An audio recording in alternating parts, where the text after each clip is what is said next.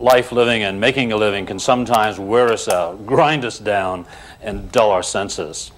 So for a keen mind and a sharp contributive edge that can make it all easier and better and more productive, let's take some time to sharpen our axe. Stay with us right now for Life Talk.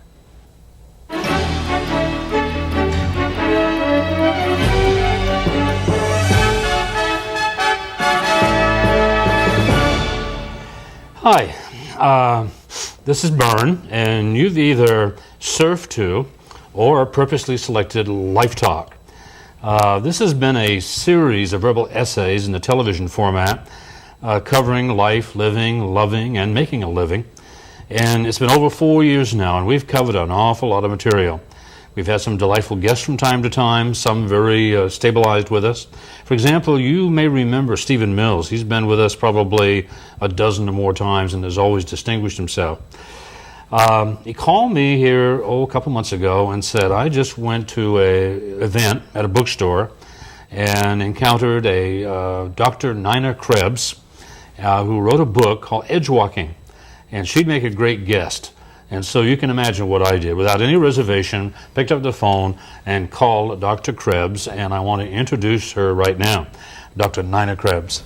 I'm glad to be here. Good. We're glad to have you, too. I enjoyed meeting Stephen, and I appreciate being invited to be on the show. What I was taken by was the title. You know, if someone didn't know, we could think about cliff walking or mountain climbing or whatever. But could you give us kind of an idea what you had behind your title? Right. Edgewalkers refers to people who stay connected with some cultural or spiritual tradition, or it could be a sexual orientation, and they also deal effectively with the mainstream. So they identify with their microculture in some way and also integrate whatever they need to do to be effective in the mainstream. Do they tend to bring their culture, their heritage, into the mainstream with them, right, or do they separate it somehow to be an edgewalker, or what's the ideal way? The ideal way to do it is to bring it with them, and also to bring mainstream characteristics back to their microculture. I see. So it's a two-way street. This term also refers to mainstream people who are interested in and connect with a microculture in some way. And so edgewalkers are translators. They translate from microculture to mainstream and from mainstream to microculture, which is different from the kind of thing we've experienced in the past, where people either super-identify with whatever their microculture is, or they super-identify with the mainstream. Mm-hmm. You know, we've heard about dropping out, may have even done it at some time, sure, dropping out of the mainstream. That is not edgewalking. Another way of addressing this is from the prejudice or the bigoted point of view, isn't it? In other words, what it is getting past prejudices, right, and the tendency to be bigoted about certain things. How does a person do that? I mean, what tools have to be employed in order to make that leap? A lot of tools. And the first one is acceptance of oneself, mm-hmm, being open to one's own background or special identity, whatever it is, and embracing it all. And then from that point, it's easier to be open to someone who's different from mm-hmm, yourself. I do know, I mean, I've had tens of thousands of people in my life, and I do know that some people with cultural connections tend to sometimes be embarrassed by them, try to get past them. Now, is there a name for that? That's not edgewalking. No, that would be more like assimilation or denial. Really? Trying to push one's identity to the background or to deny it in some way or another. And as one man wrote, that's a way of amputating part of yourself. So it's not psychologically healthy, it's not emotionally mm-hmm, healthy to do that, because it's impossible. We are who we are, and we need to embrace that and own it. I know I've had a lot of black friends who in private moments would share things that they don't tell most white people. For some reason, a story pops up in my mind. There's a guy named John Gregory in Dallas, Texas, and we were sitting around one evening talking, and I don't know how we get on the subject, white, black, this type of thing, but he said that, I'm going to tell you guys something I've never told a white person before. And we said, well, what's that? He said, when we were kids, we thought that all white people were very small people. They were real small. And we kind of said, well, where would you get that idea? He said, well, the only time we ever saw white people, they lived in the projects, in Dallas, He said the only time we ever saw white people was they were driving by in their cars and they were way down. You know, they were scooted way down. So all you could see the tops of their heads. And then, of course, television, they began to realize that that was a misconception. But isn't that odd how, without realizing it, we plant this seed in another culture's mind, you know, based on their perception of how we... Right. I mean, it's embarrassing, you know, when you think about it. You know? And based on our own fear and attempts to be invisible.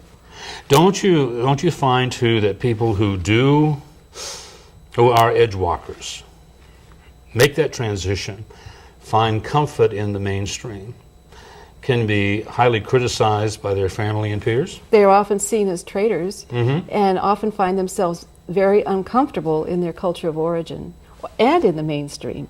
One of the things I learned as I was interviewing people is that many of the edgewalkers are more comfortable with other edgewalkers than they are anyplace else. Sure, because what they sense. share is the process of dealing with rejection, with integrating complexity, and with being different from, well, perceive themselves as being different from a lot of other people.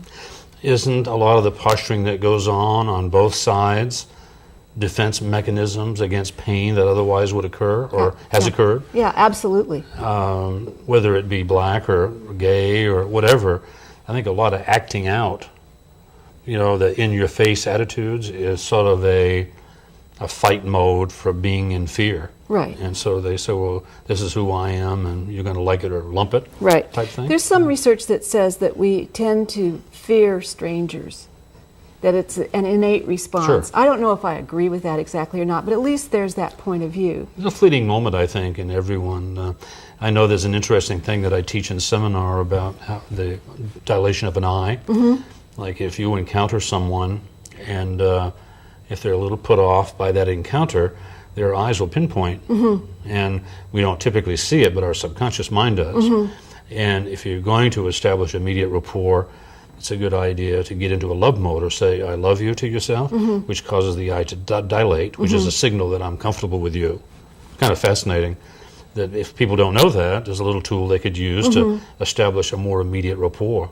That's right in line with the idea of self-acceptance. The more you can accept all of who you are, the negative aspects as well as the positive, the more you can accept that in other people. That brings up a story for me, too. I started in sales in 1955 and had been an introvert, a stutterer, stuttered all my life, and that caused me to be pretty introverted. And I know that for a long time I'd go into homes. Maybe there were wealthy homes, poor homes, black homes, Mexican homes, Oriental homes, and I would feel uncomfortable and therefore would be ineffective. But as time went on, I got more and more comfortable with more and more people, you know, developing my own skills and feeling comfortable in my own skin. So I was able to embrace them, and boy, it sure made a difference in the sales process. Absolutely. But I admit in the beginning to feeling uncomfortable with the different language or the different style, whatever it happened to be. Well, people, including me, we're afraid we'll look like fools if we don't know what the rules are. And when we go into a strange place, we don't know what the rules are. The only way to find out is to ask or be told. And so it's hard to do that. Many people find it difficult to do that.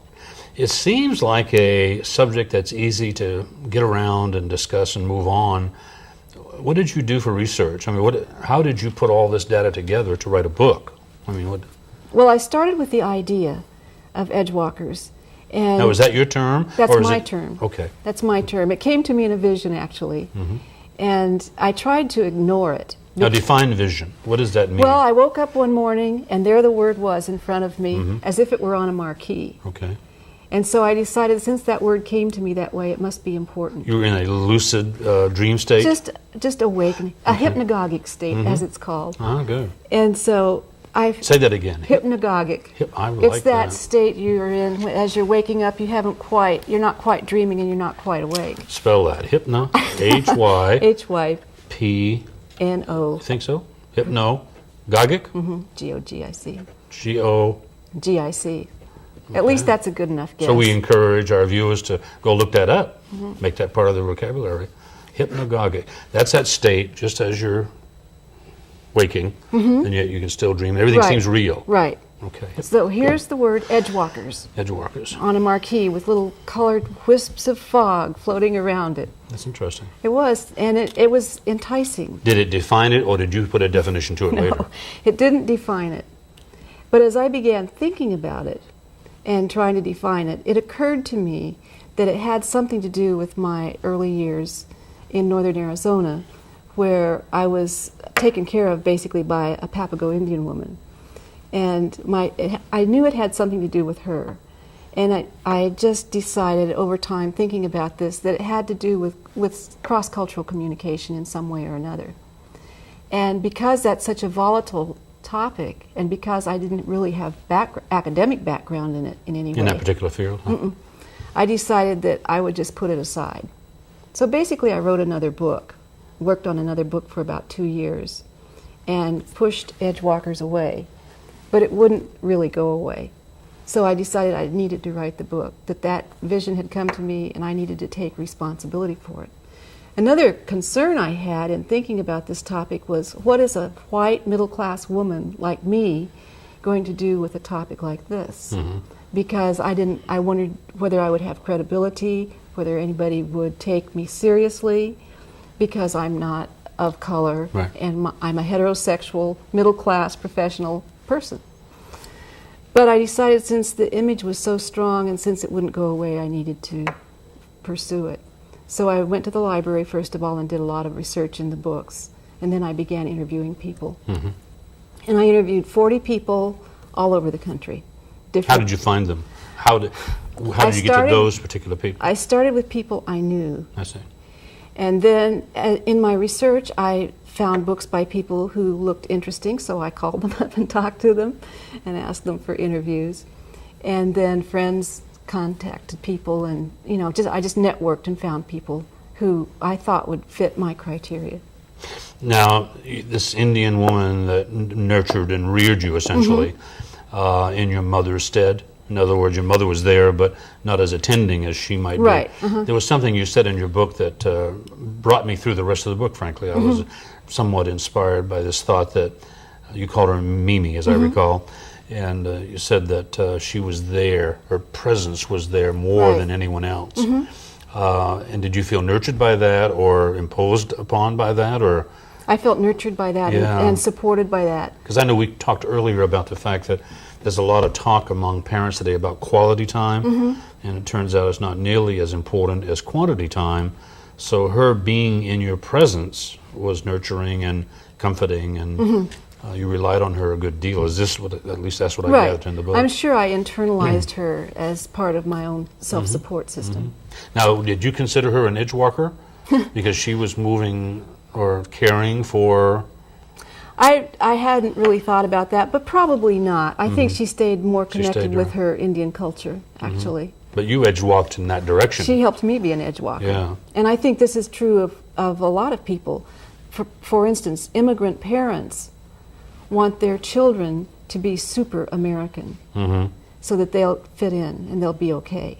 Then those children want their children to reconnect with the older culture, oftentimes. It's a generation so it's thing, the third generation that gets to be the edgewalker. That makes sense.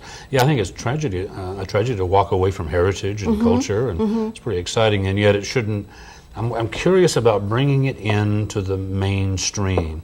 Is that easy to do, or is it a threatening thing? It depends on whether you live in Northern California or someplace else. Oh, that's funny. Okay. Yeah. Where you live? In some places it's easier, in some places it's harder. But it's happening more and more. Yes. The United Colors of Benetton, for instance. Not familiar. Go ahead. It's a clothing company that made a big play at advertising their different colors and using models of different ethnic backgrounds and heritages to show how open-minded they are and whatever. And there's more and more bringing diversity into the mainstream.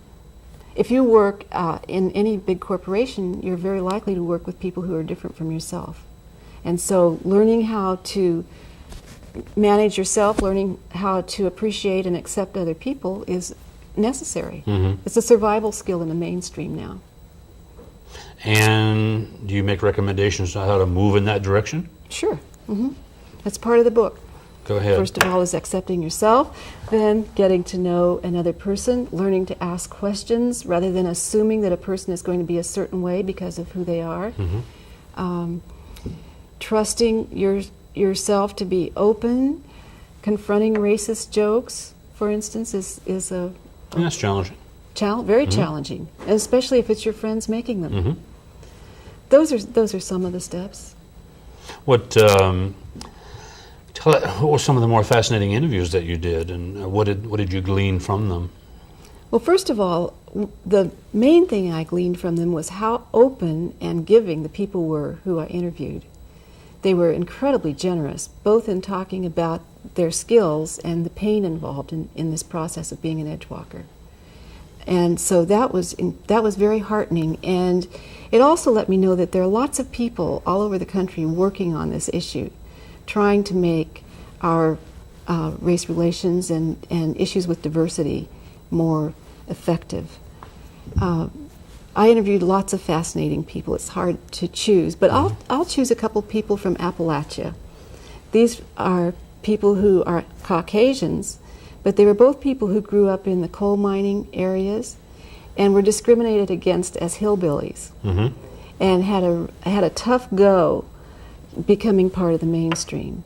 Now both of them happen to have PhDs, and they're leaders of big programs in Kentucky.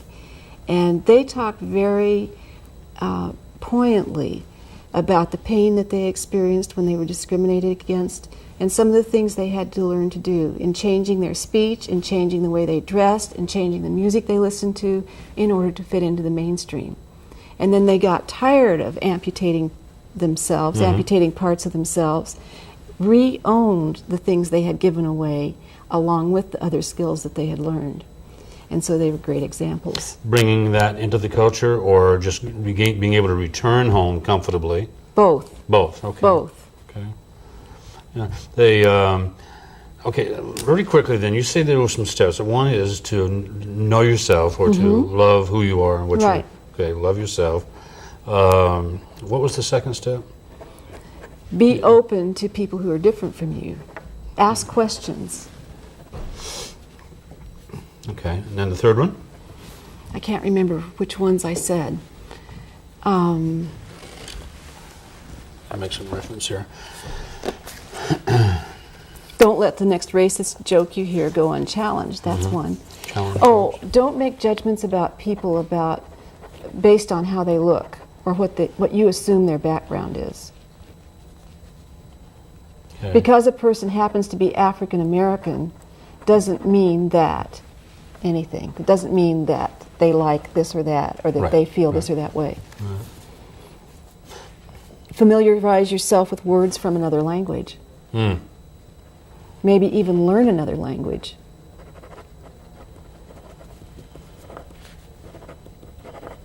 Okay, anything else? Attend cultural events different from your own, different from the ones you usually would attend. Attend cultural events. You know what comes up for me? Some time ago, I remember reading that all of this posturing and positioning, prejudice, if you will, is pretty natural. It's a very natural thing. And I remember reading one time about in a gaggle of ducklings, if there's one dark one, that all the others will pick on them, and though even the mother will refute them oftentimes, you know what I mean, until they shed those initial down and then become regular, and then they readopt them. So even at that level, if something is different, it puts that species off. They're not accepting. Isn't that fascinating? I mean, but just because it's natural doesn't mean it's the most effective way to behave. Oh, that's for sure. Well, the point that we make too is that you and I are not of nature. We're supranatural. S-U-P-R-A. I'm sure the fact that we're above nature and cognitive, and therefore we have choices about that, and we can get on through it. But if a person doesn't know that, are not familiar with their own mind and how it works, all of this is a stretch. This is a stretch even if you do know it. What I'm asking of myself and other people is a stretch. It's difficult. to deal with complexity rather than reducing things to their simplest denominators. I had a note that splitting. Talk about splitting. That was interesting. Splitting is a psychological term, and it describes... Existed before the book? Yes. Okay. And it describes a defense that develops early in a child's life, around 18 months to 2 years. And it's when we learn to make things all good or all bad, all black or all white. America, love it or leave it. Oh, yeah. See? And it's the kind of thing where we want to either join something completely or push it away. And that is not an effective way to deal with interpersonal relations, because none of us is all good or all bad. We're mixed. And so in accepting that in ourselves and in other people... You may be. Well... No. Anyway, we got to be able to accept that in ourselves and in others. And have the capacity to stay in the conversation when we want to run away. And so that's what splitting's about. Does that help? Yeah, splitting. I know I was intrigued by the term. And then I came over here. There's a thing that we teach a lot of, called the life formula. And it moves from, what did I do this? Move from 1 to 2. You must have had some, self-knowledge is the key. There's where we were. Work through your own pain and rage, flexibility and flair for embracing paradox, embracing the paradox, promote constructive change. Okay, life formula moves from 1 to 2, 4 to 5, move from prejudice through tolerance. What do you think about tolerance? What do you think of the word tolerance? Is that a good word or not? I think it's a good word. Do you? I've always been put off by it. Don't like it. It's an understatement. Is that your concern? It seems, diminishing in some way. If I tolerate you, that's not very kind. You know what I mean? I think more in terms of harmonize. Harmonize is good. But to move from prejudice through tolerance to harmony and acceptance. And even synergy. Well, absolutely. Because my ideal is that we begin to understand that we benefit from differences. That learning about somebody else's culture, eating their food, learning their dance, enriches me. It's not something I need to be afraid of. Learning a different way of problem solving enriches me rather than pushing me away. Okay, let's go to the negative here now. How does it enrich you if what you're adopting is from a culture that has never distinguished itself as being successful? Depends from your on perspective. How you define successful. Yeah, from your perspective. Some parts of a culture which has not distinguished itself could be very helpful. Maybe not everything from that culture, but some piece of that might be very helpful and useful. And so it's a process of learning to choose what is going to be effective and what's going to be useful to you from various cultures.